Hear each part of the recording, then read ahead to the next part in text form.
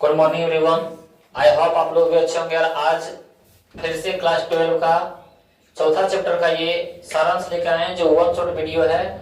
और इसी में सारा ऑब्जेक्टिव, लेखक का परिचय, सारांश, सब्जेक्टिव सारा इसी वीडियो में आप लोग देखने वाले हैं। और लगभग 1 घंटा का ये वीडियो है, 50 से 60 मिनट का। और सारा इसी में आप लोगों को क्या है समझा के याद कराया जाएगा। तो आप लोग इस वीडियो के अंत तक बने रहें। और आज हम लोग पढ़ने वाले हैं छप्पर। ये जो आपके 12 कविता हिंदी का जो है वो आपका चौथा चैप्टर है। ये जो 3 चैप्टर है वो समाप्त हो चुका है। आज हम लोग चौथा चैप्टर पढ़ने वाले हैं, जो छप्पे किनके द्वारा लिखा गया है? नाभा दास जी द्वारा लिखा गया ये कविता है छप्पे। तो वही यहाँ पे बताया गया, जो कवि है कौन है? तो नाभा दास जी। कौन है? नाभा दास जी, जिनका जन्म कब हुआ था? तो 1570 में अनुमानित लगाया गया। इनको मतलब अभी पता नहीं है, अनुमान से सब लोग बताया गया, बहुत से विद्वान लोग बताया गया कि इनका जन्म कब हुआ था। तो 1570 ईस्वी में। और निधन अज्ञात है। अज्ञात यानी अभी तक पता नहीं है, यानी सब लोग मान लिया कि 1600 तक वर्तमान में। अभी भी वर्तमान क्या है यहाँ पे? वर्तमान है। बोला अभी भी तक पता नहीं है कि इनका निधन कब हुआ, लेकिन मान लिया गया कब? 1600 में, यानी अज्ञात है। फिर बोला जन्म स्थान। तो जन्म स्थान बोला सांप्रदायिक मान्यता के अनुसार दक्षिण भारत में शैशव में। शैशव यानी जब ये बच्चा थे, शिशु अवस्था में थे, तो पिता की मृत्यु और अकाल के कारण माता जो है, माता के साथ जयपुर यानी राजस्थान में प्रवास किया। इनका जो जन्म स्थान है वो कहाँ है? तो इनके पिता की मृत्यु हो जाने के कारण दक्षिण भारत में जो है जयपुर था, वहीं पे क्या है प्रवास किए। लेकिन बड़ा दुर्भाग्यवश माता से भी बिछो हो गया। यानी कुछ दिन के बाद क्या है, माता का भी इनकी मृत्यु हो गया, जिनके कारण इसके अस्थायी निवास कहाँ चले गए? वृंदावन चले गए। तो इनके पिताजी अकाल होने के कारण, जिनके कारण इनका मतलब कुछ दिन इनके माता के साथ कहाँ रहे थे? तो जयपुर में रहे थे। कहाँ रहे थे? जयपुर में, राजस्थान में रहे थे। लेकिन कुछ ही दिन बाद इनके माता के भी देहांत हो गया, जिनके कारण अस्थायी निवास ये कहाँ चले गए थे? वृंदावन चले गए थे। कहाँ चले गए थे? वृंदावन चले गए थे। उसके बाद बोल रहा है कि शिक्षा गुरु और प्रतिपालन की देख रेख में स्वाध्याय ज्ञान अर्जन सत्संग द्वारा क्या ये ज्ञान अर्जन किए। किनके द्वारा? शिक्षा गुरु के, क्योंकि वहां पे वृंदावन चले गए थे। तो शिक्षा गुरु और प्रतिपालन की देख रेख में क्या है? स्वाध्याय ज्ञान अर्जन और संगीत द्वारा क्या है ये अपना ज्ञान प्राप्त किए थे। और फिर बताया गया है कि अभिरुचि, इसमें क्या क्या था इनका अभिरुचि? तो लोक भ्रमण करने में। किसमें? लोक भ्रमण करने में, और भगवत भक्ति में, काव्य रचना में, भगवत भक्ति में भी और काव्य रचना में भी, और वैष्णव दर्शन में भी, और चिंतन में विशेष रुचि थे। तो यहाँ से आप लोगों को फिर से एक बार बताइए कि जो छप्पे है, छप्पे के लेखक कौन है, कवि कौन है, रचयिता कौन है? तो नाभा दास जी। इनका जन्म कब हुआ था?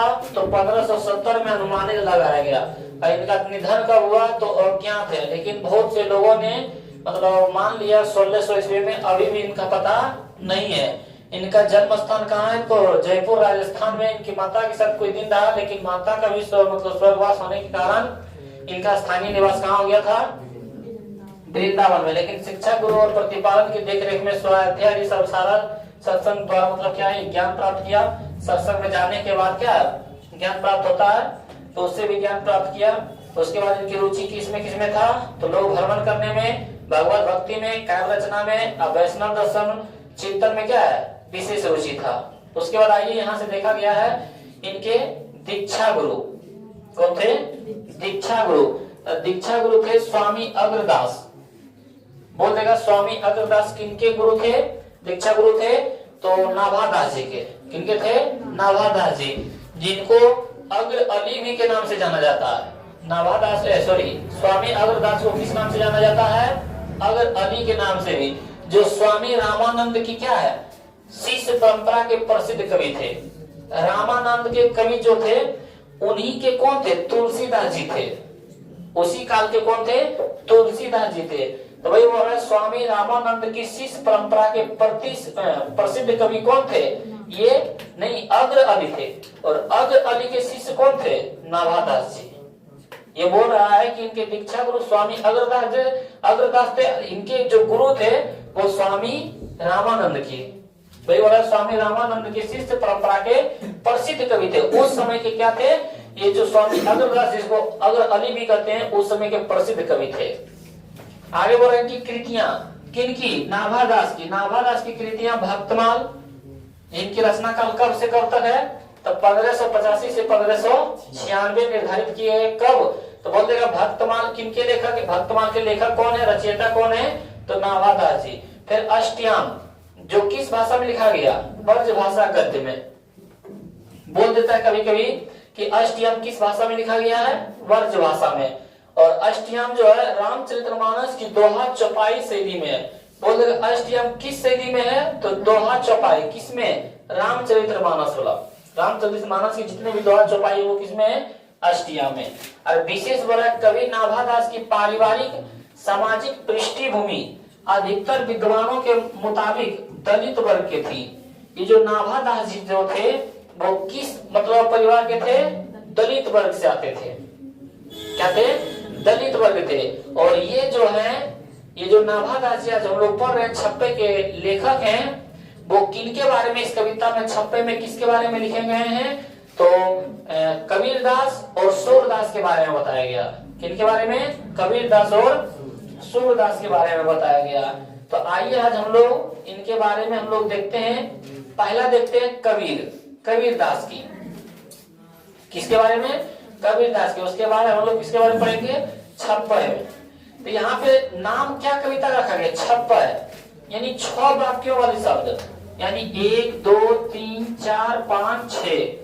पहला में भी है इसीलिए इसे छप्पे बोला गया, दूसरा में भी 6 होगा, 1 2 3 4 5 6, इसीलिए इस कविता का नाम क्या है, छप्पर है। तो यहाँ से आइए हम लोग देखते हैं पहले कि कबीर वाला में क्या बोला गया है।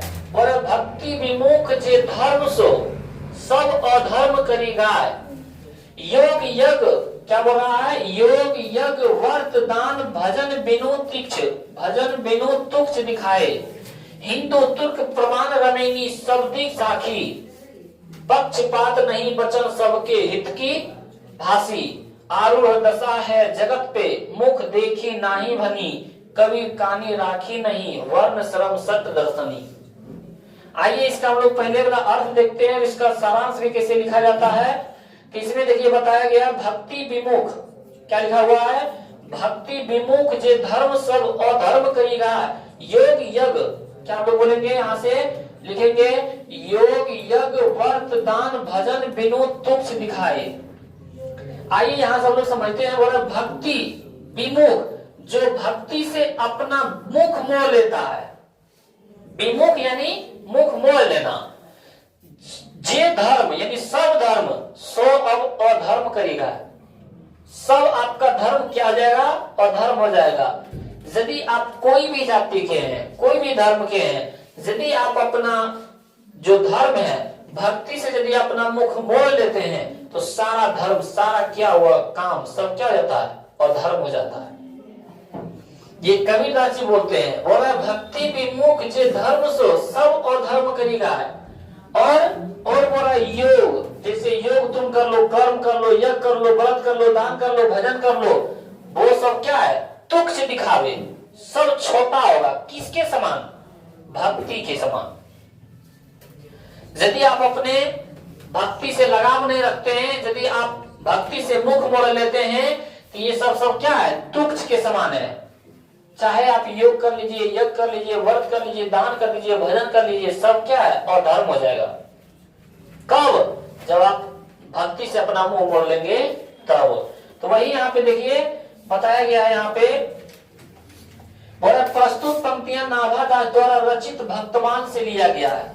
ये किनके द्वारा, यदि बोल देगा, मान लीजिए कि इतना लिख देगा और बोलेगा भाव स्पष्ट करें, ये तो इसका भावार्थ लिखें, ये तो इसका व्याख्या करें, तो पहले ये देखना है किस कवि का ये किस कवि के द्वारा लिखा गया है और किस पंक्ति से लिया गया है।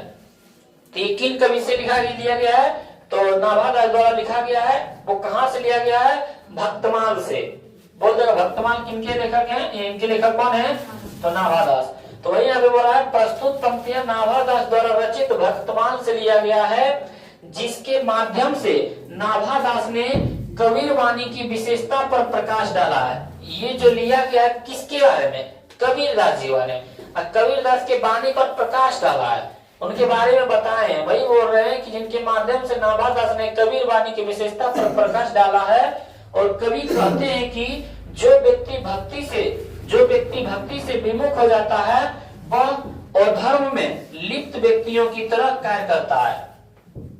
जो व्यक्ति अपना मुंह धर्म से मोड़ लेता है वो किसकी तरह कार्य करता है? अधर्मी व्यक्ति की तरह कार्य करता है। और बोल रहा है कि कबीर ने भक्ति के अतिरिक्त अन्य सभी क्रियाओं जैसे योग, यज्ञ, व्रत, दान, भजन सभी को क्या है? तुच्छ कहा है। ये सबको छोटा कहा है। किनके सामने में? भक्ति के सामने में। यदि आप अपने भक्ति से अपना मुख मोड़ लेते हैं तो जितना भी आप भजन कर रहे हैं, योग कर रहे हैं, दान कर रहे हैं, व्रत कर रहे हैं, सब बेकार है। यदि आप अपने धर्म से भक्ति से अपना क्या है? मुख मोड़ते हैं। तो इस तरह यदि इतना दे दे और बोल दे अर्थ लिखने के लिए हम लोग लिख सकते हैं। प्रस्तुत पंक्ति नाभादास द्वारा रचित भक्तमाल से लिया गया है और जिसमें क्या है ना इस माध्यम से नाभादास ने कबीर वाणी जो लिखा गया उसकी विशेषता पर क्या प्रकाश डाला। और इसमें कवि कहते हैं कि जो व्यक्ति भक्ति से क्या है? विमुख हो जाता है वह अधर्म की तरह कार्य करने लगता है। अधर्म में लिप्त व्यक्ति की तरह क्या है? कार्य करता है। कबीर ने भक्ति के अतिरिक्त अन्य सभी क्रियाओं को क्या है? तुच्छ माना है। कौन कौन है? तो योग, यज्ञ, व्रत, दान, भजन सभी को क्या माना है? तुच्छ माना है, छोटा माना है। तो ये आप समझ गए होंगे। वही यहाँ बात देखिए लिखा गया है, ये कबीरदास जी द्वारा है। किनके द्वारा है? कबीरदास जी द्वारा। वही बोल रहा है भक्ति विमुख जे धर्म सो सब अधर्म करेगा, योग यज्ञ व्रत दान भजन बिनो तुच्छ दिखावे। तो ये अब दो पंक्ति समझ गए होंगे। अब हम लोग ये दोनों देखते हैं। हिंदू तुरक प्रमाण रविनी शब्दी साखी, पक्षपात नहीं वचन सबकी हित की भाषी। बोल रहा है कि जो कबीरदास जी हैं वो बोल रहा है कि किसी के पक्षपात के तरफ नहीं बोलते थे। पहले बताया गया था हिंदू तुर्क प्रमाण रमेनी, सब में जितने भी ग्रंथ थे सब में बोला गया आपस में भाईचारा होता था, शब्दी साखी, पर एक दूसरे के साखी होते थे, एक दूसरे के साथ मिलकर चलते थे। और बोल रहे पक्षपात नहीं, जो कबीरदास जी हैं वो पक्षपात किसी के साथ नहीं करते थे। ऐसा नहीं है कि आपसे आपके सामने में खड़ी हैं तो आपके पक्ष के बारे में बोल दिए, उसके सामने में खड़ी हैं तो उसके पक्ष के बारे में बोल दिए, नहीं। पर पक्षपात नहीं, वचन सबके हित की भाषी। ऐसा वचन बोलिए जो सबके हित के लिए हो, सबका क्या हो? हित के लिए हो। ऐसा नहीं कि किसी को बुरा लग जाए, किसी को अच्छा लगे। ऐसा वचन बोलिए जो सबके लिए हित हो। क्या हो? सबके लिए हित हो। क्योंकि हिंदू मुस्लिम हिंदू तुर्क प्रमाण रमेनी शब्दी साखी सब आपस में क्या है? आपस में भाईचारा है, शब्दी साखी सब में बताया गया है। पक्षपात नहीं कीजिए, ऐसा बात बोलिए जो सबका क्या हो? हित हो। और अगला पंक्ति में हम लोग के पास बोला आरूढ़ दशा है जगत पे मुख देखी नाही भनी, कबीर कानी राखी नहीं वर्ण श्रम सत दर्शनी। बोल रहा है आरूढ़ दशा है, इस समय आरूढ़ दशा है, जटिल दशा है। बोल रहा मुख देखी नाही भानी, जब तक किसी का मुख नहीं देखते हैं तब तक उसका बड़ाई नहीं करते हैं। आज समय इतना आ गया है कि जब तक किसी के सामने में आपका मुख नहीं देखेगा तब तक उसका बड़ाई नहीं कीजिएगा। यदि वो आपके सामने नहीं है तो उसका जहां तक बुराई होता है। तो वही बोल रहा है इस कलयुग में, इस आरूढ़ दशा में वही बोल रहा है कि जब तक मुख नहीं देखता है तब तक क्या उसका बड़ाई नहीं करता है। कबीर कानी राखी नहीं, बोल रहा है कबीर इस सब पर विश्वास नहीं करता है। किस सब पर? वर्ण श्रम सट दर्शनी। वर्ण कितने होते हैं? 4, ब्राह्मण, क्षत्रिय, वैश्य और शूद्र। वर्ण कितने होते हैं? 4। ये वर्ण भी 4 होते हैं, श्रम भी 4 होते हैं और सट दर्शनी और दर्शन भी कितने होते हैं? 6। बोला इस सब पर कबीरदास विश्वास नहीं करते हैं। आप भक्ति से लगाव रखिए, यही सारा क्या है? होता है मन चंगा तो कठौती में गंगा। यदि आपका मन साफ है तो आपका कठौती में भी क्या है? गंगा है। तो वही बोल रहे हैं आरूढ़ दशा जगत पे मुख देखी भानी नहीं, कबीर कानी राखी नहीं वर्ण श्रम सट दर्शनी। बोल रहा है कि कबीर जो है ये सब पर क्या है? विश्वास नहीं रखते हैं। किस पे? 4 वर्ण पर, 4 श्रम पर और 6 दर्शन पर। बोल देगा दर्शन कितने होते हैं 6, वर्ण कितने होते हैं 4, सर्व कितने होते हैं 4। ये क्या है, आप कबीर के बारे में जो नाभादास जी द्वारा लिखा गया है, ये कबीर के वाणी पर प्रकाश डाले हैं। तो ये आप लोग क्या है 6 पंक्तियों के बारे में क्या आप लोग सही से समझे होंगे। और अब हम लोग चलते हैं, ये जो अगला सूरदास जी द्वारा लिखा गया है, इनके वाणी पर प्रकाश डालना है। तो सूरदास जी आप लोग इसके पहले में शायद दूसरा में पाए थे सूरदास के पद। जो सूरदास जी क्या थे, दोनों आंख से अंधे थे, पाए थे ने। तो वही बोल रहा है कि इसमें सूरदास जी के वाणी पर प्रकाश डाले हैं। क्या बोल रहे हैं, बोल रहे हैं सूरदास जी की कविता पढ़े होंगे तो क्या है, बहुत ही मतलब आनंददायक था। मतलब रक्त के लिए से लगाकर जोड़ते थे, इतनी गहरी मतलब बात बताते थे प्रेम के बारे में। वही बोल रहा है उक्ति चौज अनुप्रास वर्ण और स्थिति अति भारी, वचन प्रीति निर्वही अर्थ अद्भुत दुखधारी। इसमें लयबद्ध लिखते थे, ये सूरदास जी द्वारा है ना लयबद्ध लिखते थे।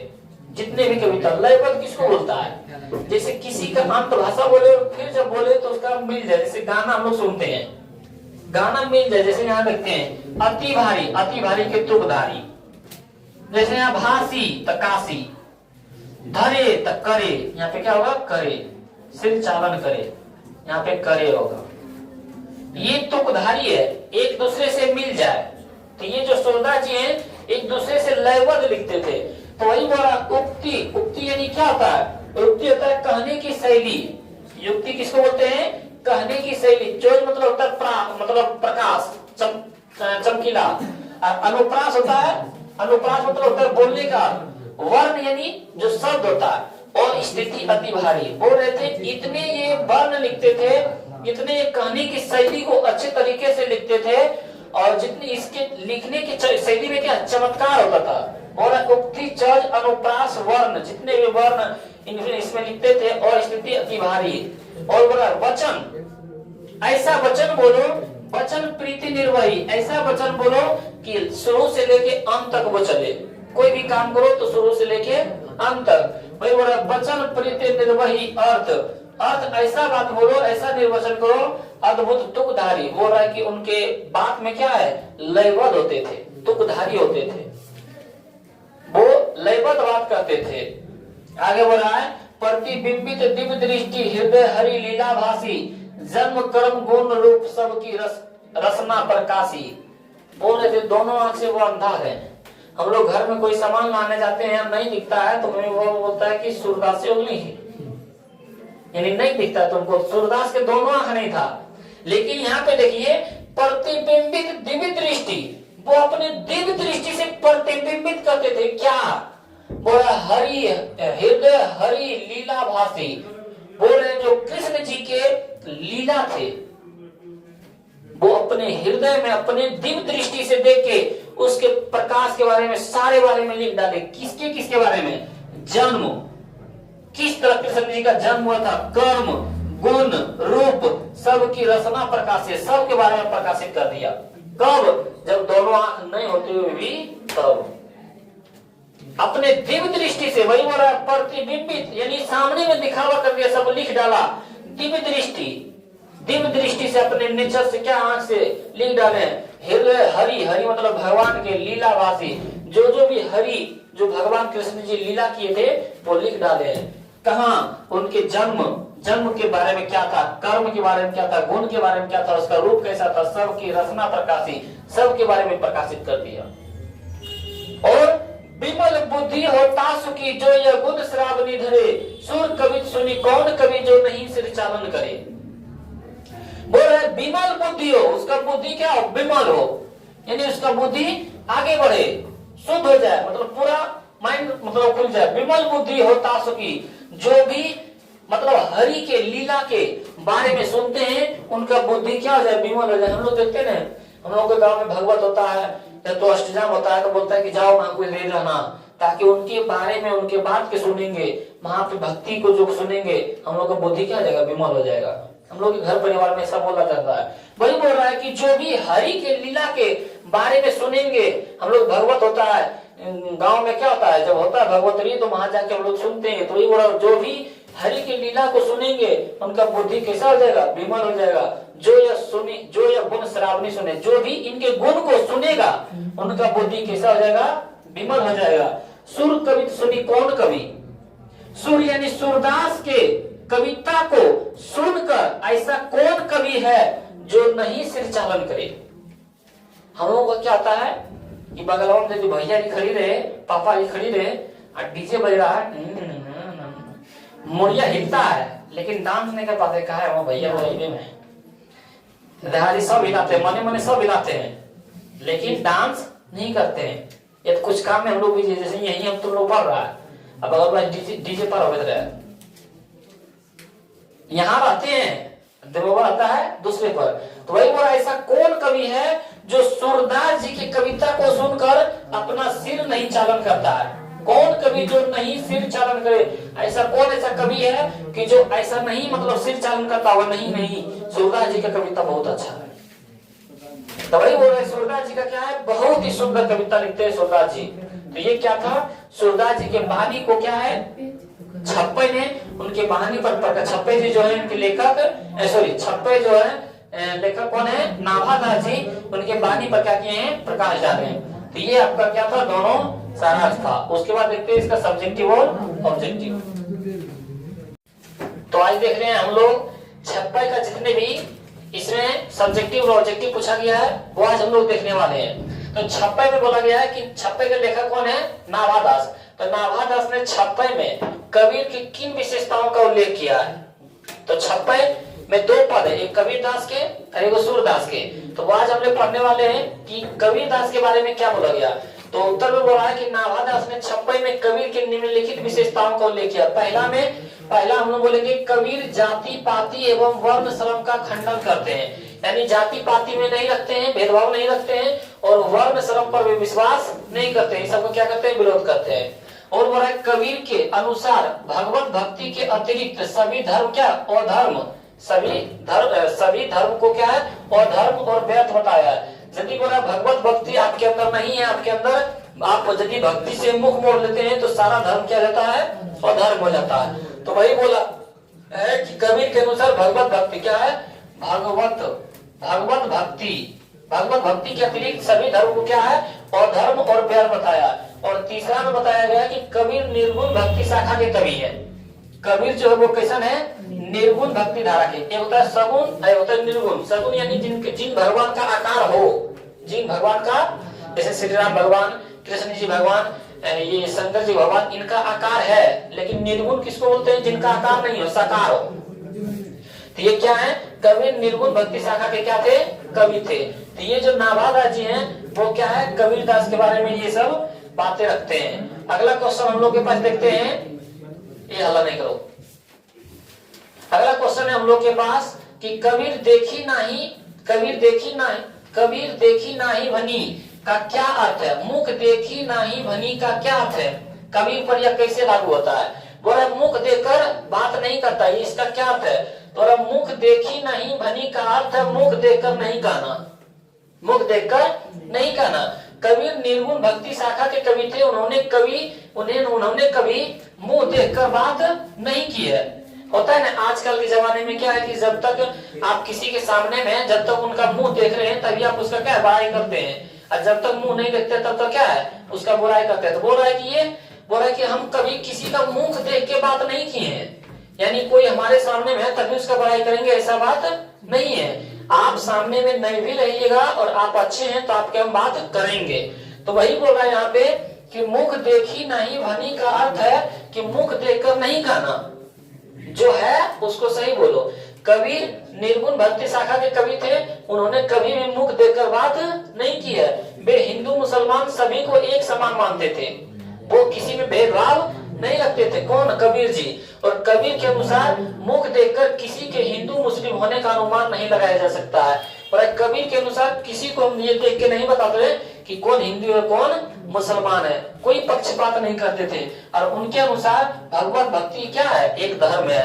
बोल रहा था कि उनके अनुसार सिर्फ कौन था, तो भगवत भक्ति था। किनके अनुसार, कबीर दास जी के अनुसार। तो वही यहाँ पे बोल रहा है मुख देखी नहीं भनी का क्या अर्थ है? तब मुख देखकर नहीं कहना। और कवि किस धारा के कवि थे?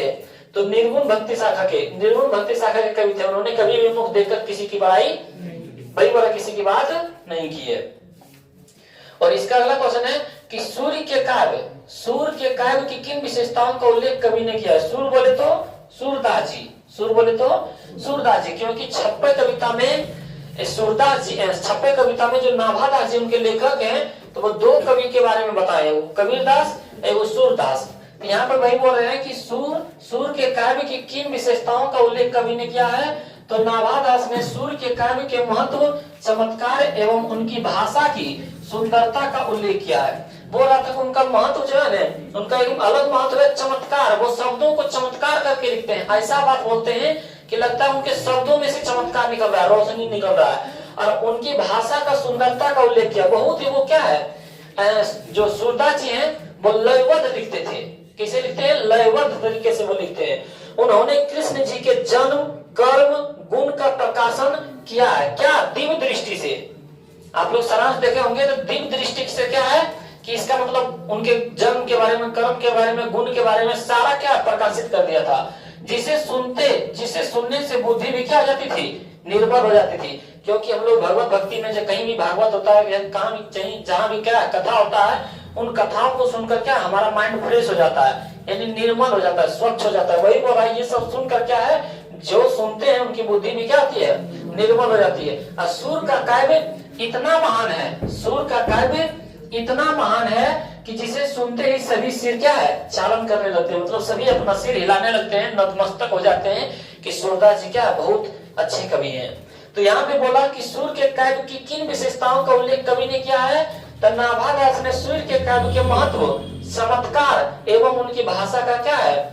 सुंदरता का उल्लेख किया है। और उन्होंने कृष्ण के जन्म, कर्म और गुण का प्रकाशन भी किया है, जिसे सुनने से क्या होता है? बुद्धि विमल हो जाती है। और सूर्य का काव्य इतना महान है कि जिसे सुनते ही सभी क्या है? सिर चालन करते हैं। अगला क्वेश्चन देखते हैं, कविता में तुक का क्या महत्व है? कविता में क्या है? तुक का क्या महत्व है? तुक यानी लयबद्ध, मतलब कहीं भी टूटा हुआ नहीं है। तो हम लोग बोलेंगे तुक से तात्पर्य होता है समान ध्वनि का अंत में प्रयोग, समान ध्वनि से। जैसे बोल रहा है कि गाए तो दिखाए, देखो समान ध्वनि लग रहा है, यहाँ भी गाए ए आ रहा है और यहाँ भी दिखाए ए आ रहा है। जैसे हम लोग बोलेंगे यहाँ पे साखी तो भासी, साखी ई भासी ई, धनी दर्शनी नी नी, अति भारी तुकधारी भारी ई ई। ये सब किसको बोलता है? तुक शब्द को। तो वही बोला तुक के उदाहरण प्रस्तुत करते हैं। तुक काव्य को आकर्षक कर देता है, पढ़ने में मन लगता है, उसको सुनने में अच्छा लगता है। और लयात्मकता के आने से काव्य को पढ़ने या सुनने में आनंद आता है। कोई भी हम लोग कविता पढ़ते हैं तो लयबद्ध आता है, जुड़ा हुआ लगता है कि कोई हम लोग गीत सुन रहे हैं कोई कविता को। ये जो सूरदास जी हैं वो कविता में क्या है? तुक का महत्व बताया है। तुक क्या आता है कि लयबद्ध होना, सुनने में सुंदर लगे, आकर्षक दिखे लगे। तो वही हो रहा है कि तुक से तात्पर्य होता है कि समान ध्वनि का अंत में प्रयोग होना। समान ध्वनि, अंत भी हो शुरू भी हो तो वही ध्वनि से, अंत भी हो तो वही ध्वनि से। जैसे गाय दिखाए, साखी भाषी, धनी दर्शनी, अति भारी तो उधारी, तुक के उदाहरण प्रस्तुत करते हैं। और तुक काव्य को क्या कर देता है? आकर्षक कर देता है, दिखने में अच्छा लगता है, पढ़ने में भी अच्छा लगता है। और लयात्मकता के आने से काव्य को पढ़ने या सुनने में क्या आता है? आनंद आता है।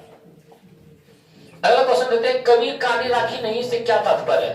कबीर कहानी नहीं, हम लोग बोलेंगे कि कबीर वर्ण, श्रम, जाति पाति तथा दर्शन को नहीं मानते हैं। यही बोले थे, कबीर कहानी राखी नहीं, यानी ये सब पर विश्वास नहीं करते। जाति पाति या तो वर्ण, 4 वर्ण होते हैं, 4 श्रम होते हैं, दर्शन 6 होते हैं, ये सब नहीं मानते हैं। बोला उन्होंने इन सभी का खंडन किया, यानी विरोध किया है। वे कहते हैं भगवत भक्ति के अतिरिक्त, यहाँ पे भगवत भक्ति के अतिरिक्त होगा, भगवत भक्ति के अतिरिक्त सभी धर्म क्या है? और धर्म और व्यर्थ है। ये सब इनका अर्थ होता है। इनका अर्थ होता है कबीर कहानी राखी नहीं, यानी जितने भी जाति पात है, जितने भी वर्ण है, जितने भी श्रम है, जितने भी दर्शन है, सबको क्या है? खंडन किया है, सबको क्या किया? विरोधी किया है, नहीं मानते हैं। और वे कहते हैं भगवत भक्ति क्या है? भगवत भक्ति के अतिरिक्त सारा धर्म क्या है? अधर्म है। यदि आप भक्ति से अपना मुख मोड़ लेते हैं तो सारा धर्म क्या रहता है आपका व्यर्थ हो जाता है, अधर्म हो जाता है। अगला क्वेश्चन है कबीर ने भक्ति को कितना महत्व दिया? कबीर ने भक्ति को कितना महत्व दिया? कबीर निर्गुण भक्ति शाखा के संत थे। कबीर निर्गुण भक्ति शाखा के क्या थे? संत थे। उन्होंने भक्ति को सर्वोपरि माना है। कौन? कबीर ने भक्ति को क्या है? सर्वोपरि माना, सबसे ज्यादा ऊंचा माना है। और उनके अनुसार भाव सागर के पार करने के लिए भगवत भक्ति के अतिरिक्त कोई दूसरा मार्ग नहीं है। सबसे सर्वोपरि किनको माना है? तो भगवत भक्ति को। बोल रहा है कि यदि आप अपने को भव सागर से पार करना चाहता है तो इसके अलावा कोई दूसरा रास्ता नहीं है। सिर्फ कौन है? तो भगवत भक्ति में आप लीन हो जाइए, तभी आप भव सागर से क्या पार हो सकते हैं। उन्होंने योग दान व्रत इत्यादि को योग व्रत दान व्रत आदि को क्या है? भक्ति के बिना व्यर्थ बताया है। योग कर ले, दान कर ले, व्रत कर ले, लेकिन भगवत भक्ति के सामने क्या है? ये सब व्यर्थ है। और भक्ति के अतिरिक्त कबीर के अनुसार सब कुछ क्या है? व्यर्थ है।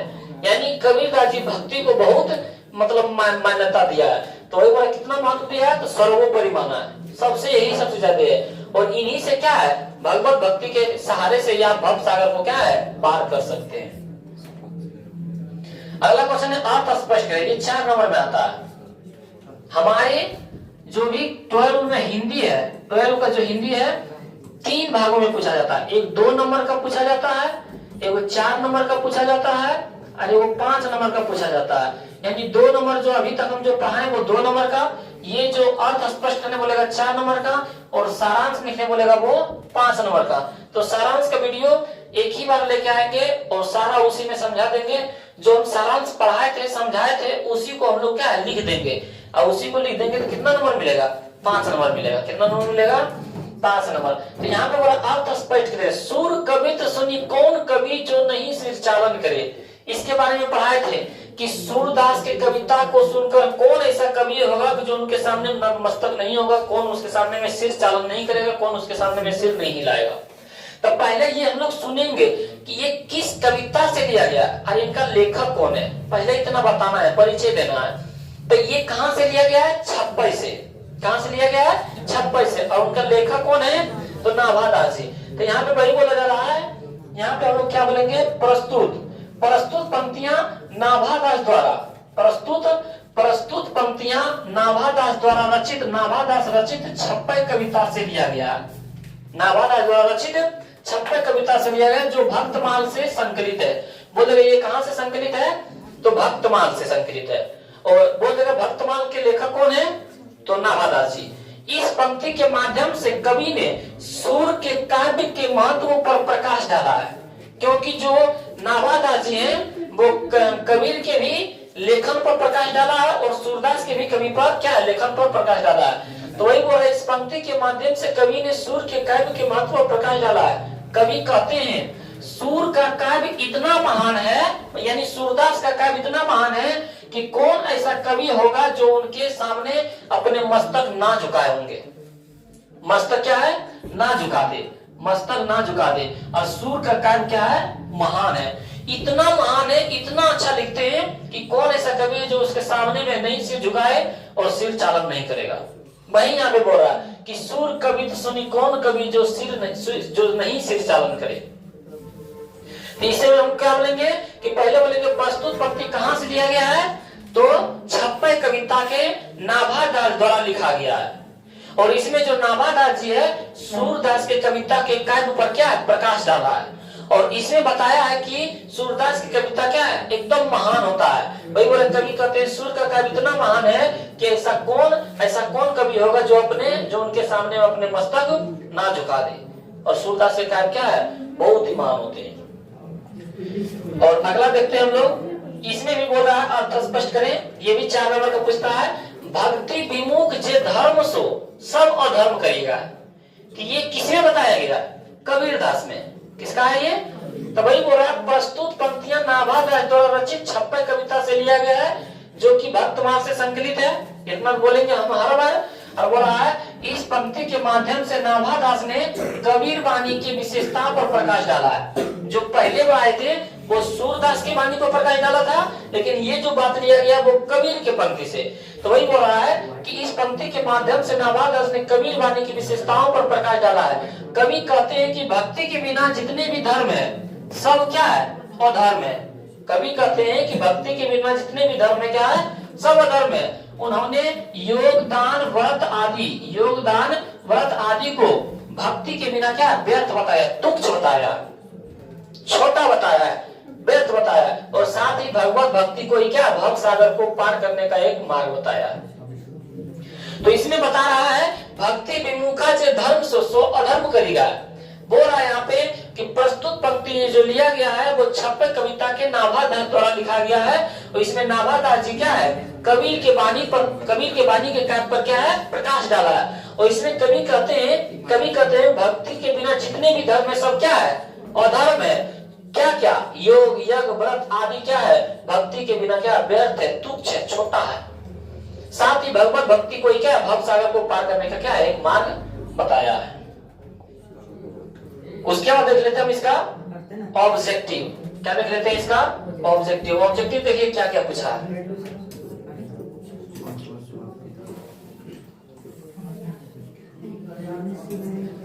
ऑब्जेक्टिव देखिए, ये हमारा क्या आ गया है, ऑब्जेक्टिव। इसमें बता रहा है हमारे पास छप्पे क्या है। छप्पे अलंकार है, रस है कि छंद है कि संधि है। तो छप्पे क्या है, छंद है। कितने शब्दों का, छह वाक्यों का क्या है, छंद है। और अगला क्वेश्चन देखते हैं, नाभादास का काव्य रचना क्षेत्र था। हरिद्वार, काशी, वृंदावन की मथुरा। तो यहाँ था हमारा वृंदावन, था ना। वो कहाँ पे मतलब स्थापित हो रहे थे, वृंदावन में। तो ये काव्य कहाँ से रचना करते थे, वृंदावन से। अगला है कि नाभादास की राम भक्ति मर्यादा के स्थान पर कौन सा हुआ था, श्रृंगार का पुट था कि करुणा का पुट था कि मधुर भाव का पुट था कि दुराग्रह का पुट था। तब मधुर भाव का, कौन भाव का, मधुर भाव का क्या था, पुट था। ये जो श्री राम भक्ति का जो मर्यादा था तो वो क्या था, मधुर भाव का क्या था, पुट था। और अगला क्वेश्चन देखते हैं, नाभादास जी किस धारा के संत थे। नाभादास जी किस धारा के संत थे। तो जब इसका सारांश पढ़ाए होंगे तो वहां पे पढ़ाए होंगे वैष्णव दर्शन के। कौन थे, वैष्णव दर्शन के। आप लोग यदि आपका सारांश यदि अच्छे से पढ़ाए होंगे तो वहां पे पढ़ाए थे क्या, वैष्णव दर्शन के। यही हमारा क्या हो जाएगा, वैष्णव दर्शन हमारा इसका राइट आंसर। अगला क्वेश्चन देखते हैं, बीजक के रचयिता कौन है। बीजक के रचयिता कौन है। तो इसमें ये नहीं है कि जो हम लोग नाभादास पढ़े वो नहीं है। बीजक के रचयिता कौन है, कबीरदास जी।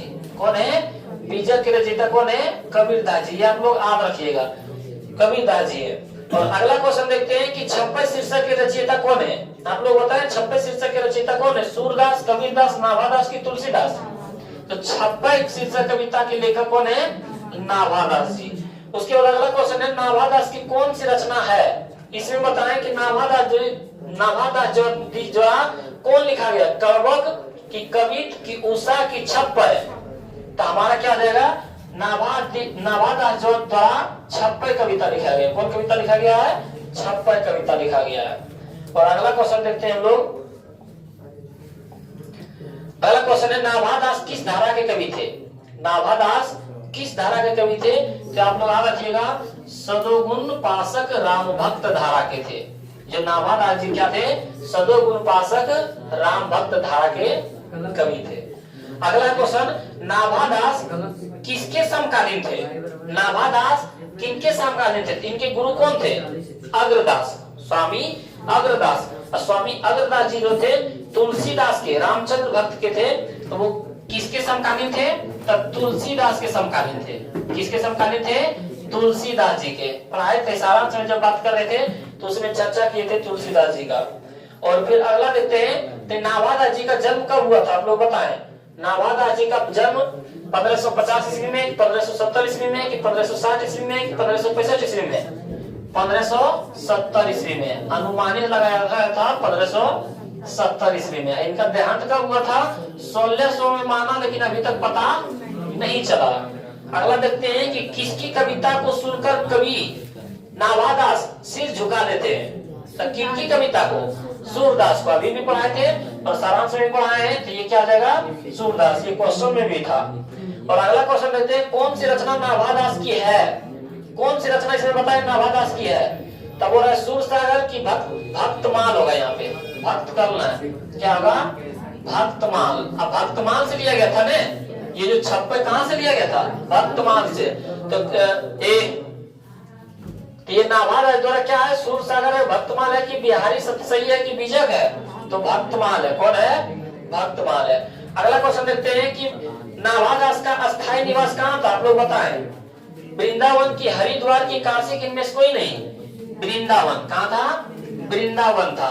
नाभादास जी का अस्थायी निवास कहाँ रहने लगे थे? वृंदावन में रहने लगे।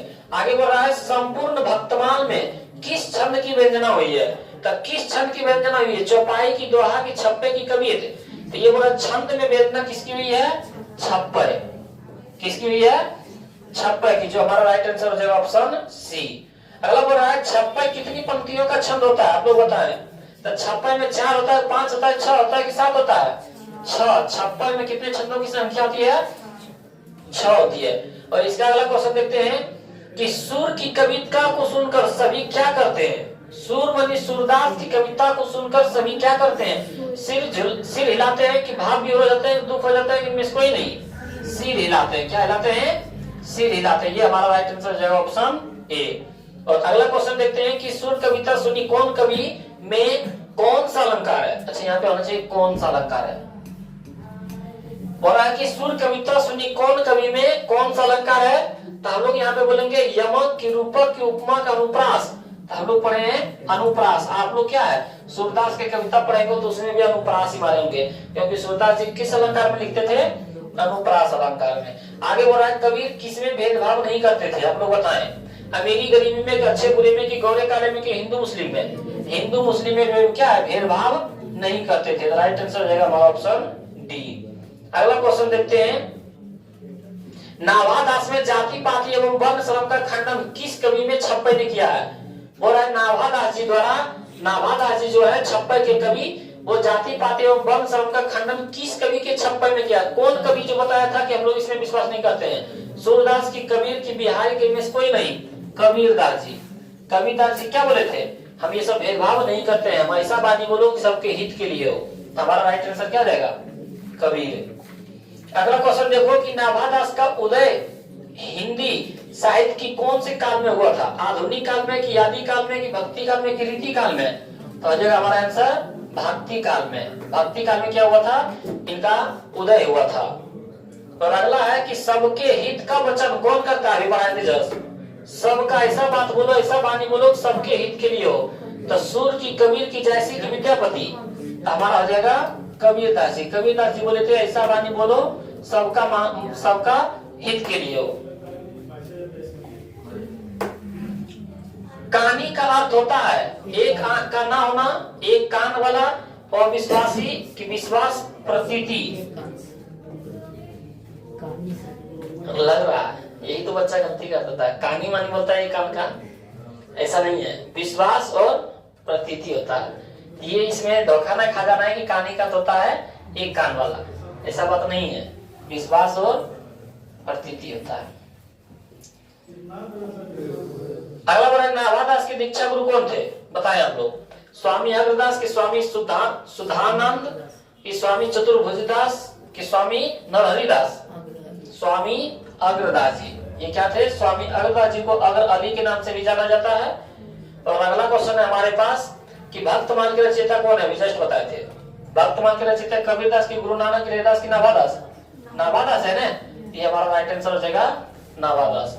अगला क्वेश्चन देखते हैं, विमल बुद्धि हो तासकी जो यह गुण श्रावणी धरे, यह पंक्ति किस शीर्षक कविता की है? कड़बक में, कि कविता में, पद में, कि छप्पे में? छप्पे में। कहां से लिया गया है? छप्पे से लिया गया है। तो हम लोग यहाँ से बोल सकते हैं ऑप्शन डी, छप्पे से लिया गया है। अगला क्वेश्चन हमारे पास, नाभादास किसके शिष्य थे? आप लोग बताएं नाभादास किसके शिष्य थे? तुलसीदास के, रामानंद के, स्वामी अग्रदास के, कि महादास के? स्वामी अग्रदास के। पाए थे इनके दीक्षा गुरु कौन थे? अगर स्वामी अग्रदास, तो यही हो जाएगा हमारा राइट आंसर।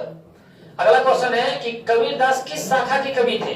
अभी पढ़ाए थे कबीरदास किसे शाखा के कवि थे? निर्गुण भक्ति शाखा के। पढ़ा रहे थे, क्वेश्चन में पढ़ा रहे थे। तो निर्गुण क्या है, निर्गुण भक्ति, निर्गुण शाखा के कवि थे। और इसके अगला क्वेश्चन है कि नाभादास किस काल के कवि थे? तो नाभादास किस काल के कवि थे? तो भक्ति काल के थे। नाभादास जी जो थे भक्ति काल के थे, लेकिन जो कबीरदास जी थे वो निर्गुण भक्ति के थे।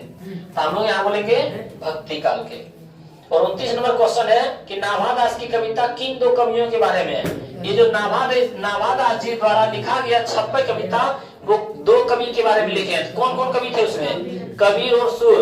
तो बोला जायसी एवं सूरदास की, कबीर एवं सूरदास की, सूरदास एवं तुलसी की, तुलसी एवं सूरदास।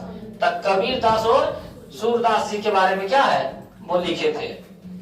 तो ये हमारे अनुसार लगता है कि इतना ही ऑब्जेक्टिव क्वेश्चन है। और हमारे पास कितना ऑब्जेक्टिव था? 29 ऑब्जेक्टिव था। और आप लोग कमेंट्स करके बताएं कि 29 ऑब्जेक्टिव में आप लोग कितना जवाब दिए हैं। और आप लोगों को यदि ये वीडियो अच्छा लगा तो दोस्तों के पास शेयर भी करें और लाइक भी कर दें। और मिलते हैं फिर हम लोग अगले चैप्टर में। धन्यवाद।